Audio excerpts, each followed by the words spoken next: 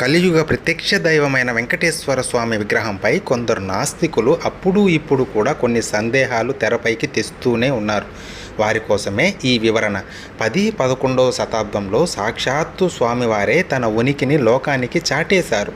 అది ఎలాగంటే, అప్పుడు ఆ కాలంలో స్వామివారి ధ్రువబేరంపై భిన్న అభిప్రాయాలు ఉండేటివి.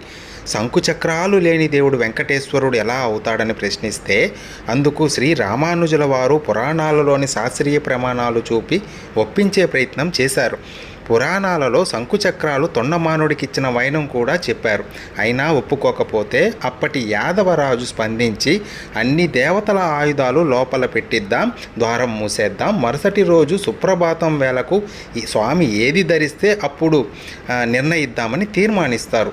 ఆశ్చర్యం ఏంటంటే, మరునాడు ఉదయం స్వామివారు శంకుచక్రాలు ధరించి అందరి సందేహాలను పటాపంచలు చేస్తారు.